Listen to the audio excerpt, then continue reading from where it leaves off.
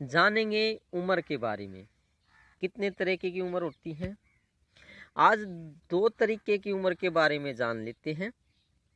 जो तीसरे तरीके की उम्र है, तीसरे टाइप की उम्र है, उसके बारे में बाद में जानेंगे, एज के बारे में जानेंगे।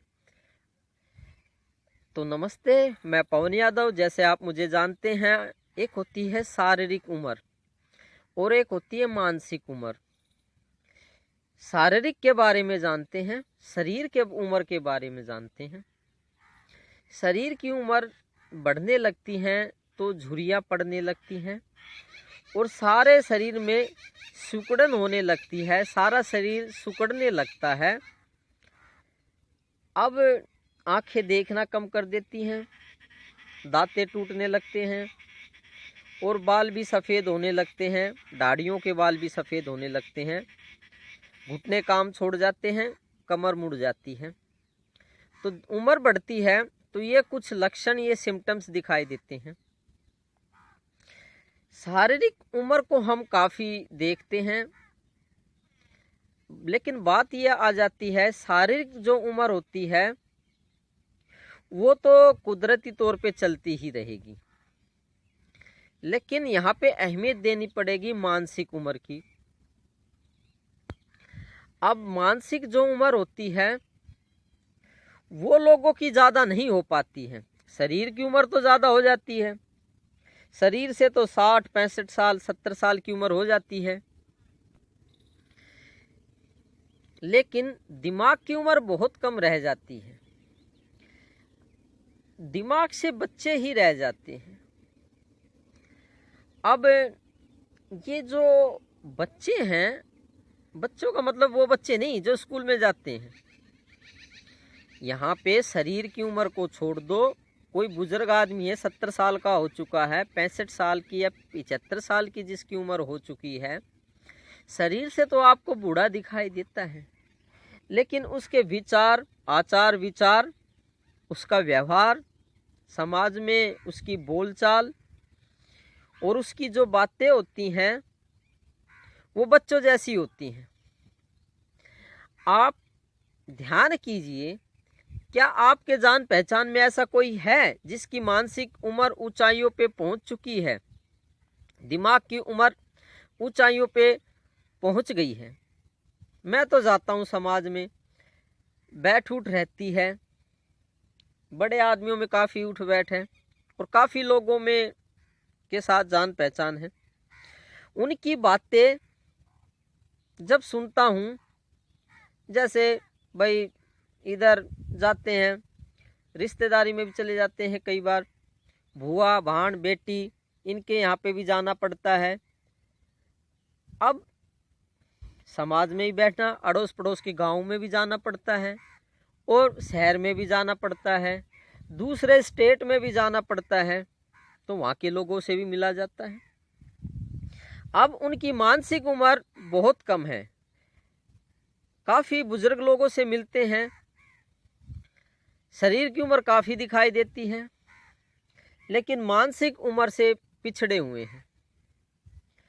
मानसिक उम्र से पिछड़े कैसे हुए हैं, उनकी बातों से ही पता लगता है। अब उनकी बातें ज़्यादातर जाओगे तो कैसे मिलेंगी, चलो वही जान लेते हैं। पहले तो वो जाते ही ये बात करेंगे, तकरीबन देख लेना, कोई उनके आचार व्यवहार ठीक नहीं मिलेगा। किस टाइप की बातें हैं वो, या तो किसी मुकदमे का तो जिक्र करते ही मिलेंगे, ज़मीन का जिक्र करते मिलेंगे, डिस्कशन करते मिलेंगे कि हमारे साधु ने हमारी ज़मीन रख ली और उस पर मुकदमा चल रहा है, बहुत अच्छी बात है, ऐसी बातें करते मिलेंगे। या राजनीति की ही बातें करते मिलेंगे कि ये सरकार अच्छी नहीं है, वो सरकार अच्छी है। ये मानसिकता के पिछड़ेपन होने के लक्षण हैं, ये दिमाग की उम्र के कम होने के लक्षण हैं। अब बातें बहुत ही निम्न क्वालिटी की मिलेंगी उनकी, तो ये बात आप इन्हीं से अंदाज़ा लगा सकते हैं कि इनकी दिमाग की उम्र कम है, दिमाग के तौर पे ये बच्चे ही हैं, बच्चों से ज़्यादा ये कुछ नहीं है। आप ज़्यादातर बच्चों में ही बैठते हैं, या फिर ऐसा मिलेगा कि आप जाओगे तो क्या मिलेगा, उनकी बातें कैसी मिलेंगी? उनकी बातें एंटी मिलेंगी। एंटी का मतलब अपोजिशन। या तो वे आपको कुछ ना कुछ उलाहने देंगे, या आपकी कोई ना कोई कंप्लेंट करेंगे, किसी ना किसी आदमी में वो नुक्स निकालते मिलेंगे, या उनमें कोई ना कोई ज़्यादातर दोष निकालते मिलेंगे। वो दोष वो किसी में भी निकाल सकते हैं, आप में भी निकाल सकते हैं, और जान पहचान वालों में भी निकाल सकते हैं। बैठे बैठे सुने जाओ, समझे जाओ। मैं तो अपने ही बता देता हूं। घर परिवार की में झगड़ा कुछ हो जाता है, कुछ मनमुटाव हो जाता है, तो अब उस झगड़े का कारण जानने की कोशिश करते हैं। मैं ही जानने की कोशिश करता हूं। तो झगड़ों का कारण मिलता है छोटी छोटी बातें, छोटे छोटी शिकायतें, और उन्हीं से वो बड़ी शिकायतों पे पहुंच जाते हैं। मैं अब तक जितने वाद विवाद में, झगड़े में गया हूं, तकरीबन आदमियों की सोच छोटी होती है, छोटी छोटी बातों पे झगड़ा करते हुए मिलते हैं। कोई बड़े विचार, बड़ी बातें उनकी है नहीं। तो मुझे तो अंदर से वे बच्चे ही दिखाई देते हैं। अब बच्चे, जब मुझे एहसास होता है कि इनकी बातें बचकाना है, मेरे घर परिवार के ही बचकाना सी बातें करते रहते हैं और उन्हीं बातों पे लड़ते झगड़ते रहते हैं। मेरे रिश्तेदार ही छोटी छोटी बातों पे लड़ते रहते हैं, झगड़ते रहते हैं। मेरा भाईचारा, भाई बंधु ही छोटी छोटी बातों पे लड़ते रहते हैं, झगड़ते रहते हैं। तो ये उनके बच्चे होने की मानसिकता दिखाई देती है।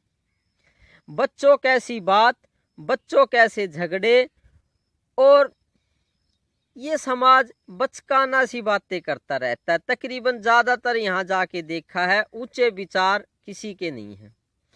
तो यहाँ पे क्या पता लगा? यहाँ पे ये पता लगा कि इस समाज की उम्र है बच्चों से ज़्यादा नहीं है।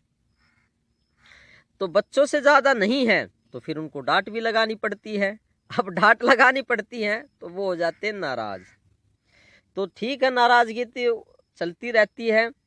तो यहाँ पे हमें क्या पता लगा कि समाज की जो दिमाग की उम्र है, जो हमारे जान पहचान वालों की जो दिमाग की उम्र है वो कम है। वो 10-12 साल या 13 साल के बच्चे से ज़्यादा उम्र नहीं है, और वैसी ही उनकी बातें होती हैं। छोटे बच्चे चॉकलेट के लिए झगड़ते रहते हैं, बड़े ज़मीन के लिए झगड़ते रहते हैं।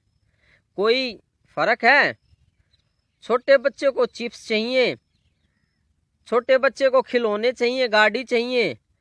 बड़े बच्चों को, थोड़े बड़े हो जाते हैं, उनको बड़ी गाड़ी चाहिए, खिलौने की जगह गाड़ी चाहिए उनको। वो गाड़ी पे झगड़ते रहते हैं कि गाड़ी मैं लूँगा। दो भाइयों की लड़ाई भी हो जाती है गाड़ी पे, कि गाड़ी मैं लूँगा, वो कहता मैं लूँगा।